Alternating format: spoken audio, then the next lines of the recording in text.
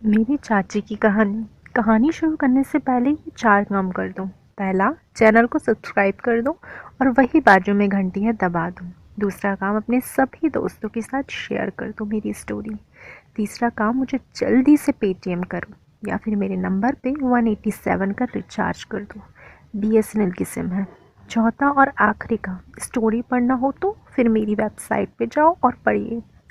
मेरा नाम अजय है और मैं गुजरात का रहने वाला हूँ। मैं बहुत समय से एसआर के स्टोरी लवर पर प्रकाशित होने वाली हिंदी कहानी पढ़ता आ रहा हूँ। मेरी ये कहानी 1 साल पहले की है, जब मैं 23 साल का था। मेरी चाची की उम्र उस समय 32 साल की थी। मेरी चाची को एक लड़का भी है जो अब 3 साल का हो गया है।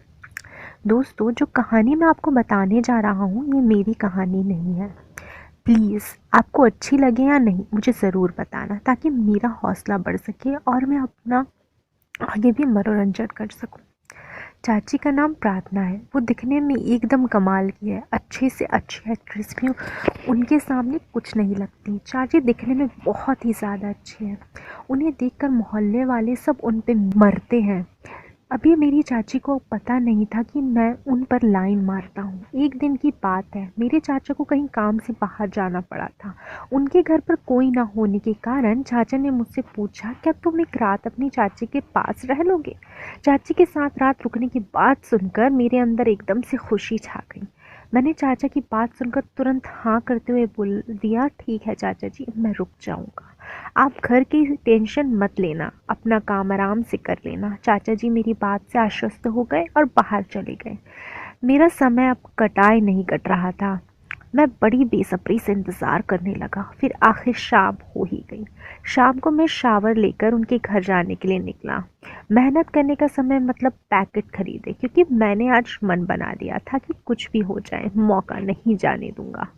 जैसे ही मैं उनके घर पहुंचा और दरवाजे की घंटी दबाई, 1 मिनट से भी कम समय में चाची ने दरवाज़ा खोल दिया और मुझे देखकर मुस्कुराते हुए बैठने को बोला। मैं अंदर जाके सोफे पर बैठा। तब तक चाची अंदर रसोई में मेरे लिए पानी लेकर आई। मैंने पानी पिया और चाची की तरफ देखने लगा। चाची ने मुझसे पूछा, कुछ लोगे? मैंने उनके चेहरा देखते हुए मन में कहा कि हाँ, आज तो सब लूँगा। हंस के कह दिया, मगर सामने से मैंने ना बोला। फिर उन्होंने कहा, तुम बैठो, मैं आती हूँ। चाची चली गई, मैं वहीं बैठा रहा। कुछ देर बाद चाची आई। वह अच्छी दिख रही थी। फिर मुझे बैठने को बोला। चाची रसोई में चली गई। मैं उनके कमरे में जाकर बैठ गया और तभी चाची कमरे में आई। हम दोनों बातें करने लगे। उन्होंने पूछा, अजय, और सुना, तेरी पढ़ाई कैसी चल रही है? मैंने कहा, चाची पढ़ाई तो ठीक चल रही है। चाची ने अगला सवाल दागा, तेरी कोई गर्लफ्रेंड है क्या? मैंने छेपते हुए कहा, चाची आप भी, मेरी कोई गर्लफ्रेंड बॉयफ्रेंड ऐसा कुछ भी नहीं है। वो हंसकर मेरे तरफ देखने लगी। ऐसे ही फिर हम दोनों नॉर्मल बातें करने लगे। मैंने ऐसे कुछ किया जिससे चाची के मुस्कुराने का मतलब मुझे बहुत ज़्यादा साफ समझ नहीं आया था, मगर तब भी मैंने चांस लिया। मैंने जानबूझकर अपने लोअर से वो पैकेट गिरा दिया। मैंने ऐसा रिएक्ट किया जैसे मुझे पैकेट गिरने का कोई एहसास ही नहीं हुआ। वो पैकेट की तरफ थोड़ी देर तक देखती रही। फिर चाची ने मुझसे सीधा सवाल पूछा, तेरी कोई गर्लफ्रेंड नहीं है तो ये किसके लिए रख कर घूम रहे हो? मैंने कचाते हुए पैकेट की तरफ देखा और चाची से बोला, ओह, वो दोस्त के लिए लिया था, उसको देना था, उसने मना कर दिया तो मैं इसे फेंकना भूल गया। इस वजह से इधर ही जेब में रह गया। अभी ना जाने कैसे जेब से गिर गया। ये कहते हुए मैंने पैकेट उठाया और हाथ में ले लिया। चाची पैकेट देखने लगी। उन्होंने मुझसे पैकेट देखने के लिए मांगा। दिखाना ज़रा कौन सा फ्लेवर है। मैंने पैकेट दे दिया। चाची बड़े ध्यान से डिब्बे पर लिखा हुआ पढ़ने लगी। शायद वो फ्लेवर का नाम देख रही थी और भी चीज़ें देखने लगी थी।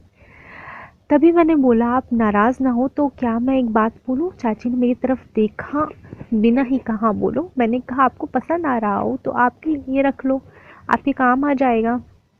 मेरा ऐसा बोलते ही चाची को ना जाने क्या हुआ और वो रोने लगी। मैंने कचाते हुए पूछा, अरे आप क्या हुआ, आप रो क्यों रही हैं? चाची ने सिसकते हुए अपना सारा दर्द मुझे बताना शुरू कर दिया।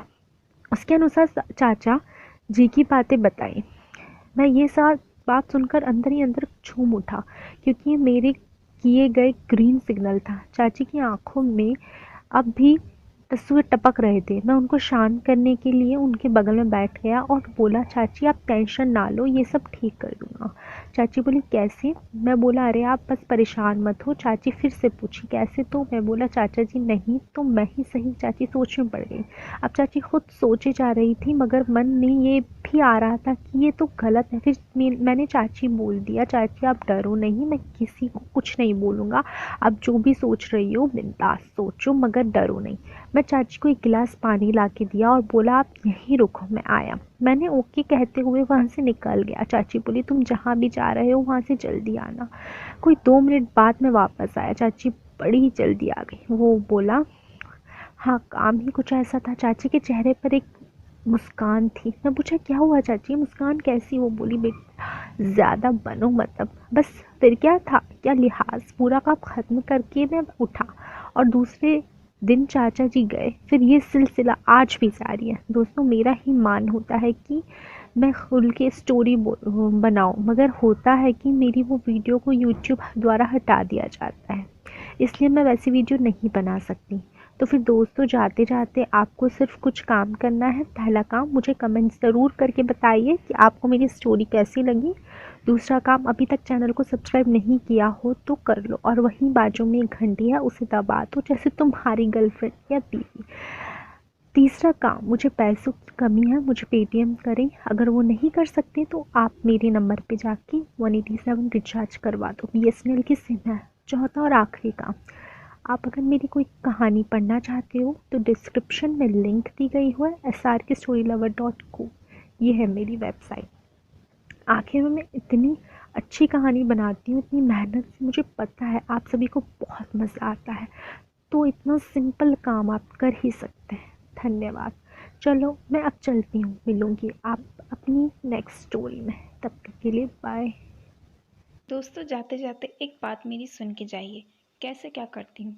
सबसे पहले मैं लिखती हूँ कहानी, फिर उसके बाद उसे मैं वॉइस में रिकॉर्ड करती हूँ, फिर उस ऑडियो को फिर से एडिट करती हूँ क्योंकि उसमें भी बहुत ज़्यादा गलतियाँ होती हैं। उसके बाद मैं करती हूँ उसे एडिट वीडियो के फॉर्म में, उसमें फिर मैं फ़ोटो एडिट करती हूँ, फिर उसके बाद ऑडियो, उसके बाद मैं सभी टाइप के ट्रांजिशन, उसके बाद वीडियो होती है कंप्रेस, उसके बाद मैं उस वीडियो को डालती हूँ अपलोड पे, फिर उसका टाइटल, देन डिस्क्रिप्शन सेट करके सब कुछ बना के सोचती हूँ वीडियो पे ज़्यादा से ज़्यादा लाइक आए, बट इतने नहीं आते। तो इतनी मेहनत करती हूँ तो इतना तो आप कर ही सकते हैं कि 1 लाइक तो प्लीज़ आप कर ही सकते हैं ना। सो प्लीज़ मेरी वीडियोस पे ज़्यादा से ज़्यादा लाइक करिए।